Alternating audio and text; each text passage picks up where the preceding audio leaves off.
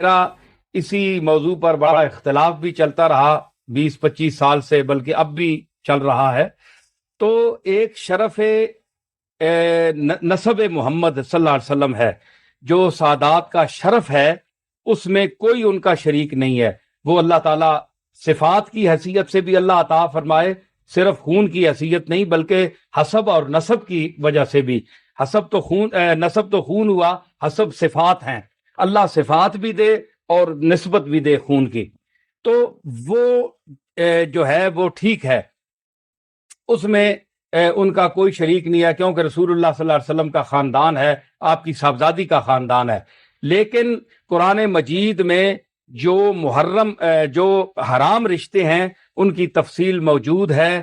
قرآن و سنت میں ایسا کوئی واضح حکم نہیں ہے کہ جس میں سیدہ کا نکاح غیر سید کے ساتھ ممنوع ہو، ناجائز ہو، حرام ہو، جبکہ سیدہ خود چاہتی ہو کہ میرا فلاں شخص سے نکاح ہو جائے، اور وہ اگر خود راضی ہے، اس کے اولیاء بھی راضی ہیں، اور اگر اولیاء نہیں بھی راضی اور خود وہ راضی ہے تو وہ حرہ مکلفہ جو ہے وہ اپنے نکاح کا خود حق رکھتی ہے، وہ کر سکتی ہے، شرعن یہ کوئی ممنوع نہیں ہے۔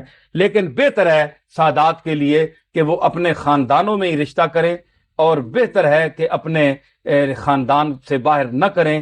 اور اگر کوئی مجبوری ہے تو اس کے لیے جو لوگ کہتے ہیں کہ یہ شرعن رشتہ حرام ہے، ناجائز ہے، یہ سب فراڈ ہے۔ شریعت میں بھی جانتا ہوں، اور میں ایک سید گھرانے کا فرد ہوں، لیکن میں نسب سے اوپر شریعت کو سمجھتا ہوں۔ نسب نیچے ہے، قرآن اور سنت کا مقام اوپر ہے۔ ہم سب برابر ہیں، مسلمان بھائی ہیں، اور اگر کوئی شخص اپنے طور سے کرنا چاہتا ہے تو وہ کر سکتا ہے۔ لیکن پھر بھی میں عرض کروں گا کہ اگر سادات کو، سیدات کو، سیدزادیوں کو رشتہ مل سکتا ہے اپنے خاندان میں تو بہتر ہے وہاں کریں، اور اگر نہیں تو جہاں وہ چاہیں، ان کی مرضی ہے، وہ کر سکتی ہیں۔ وہ نسب ثابت ہوگا، حلال ہوگا، اور نکاح جائز ہوگا۔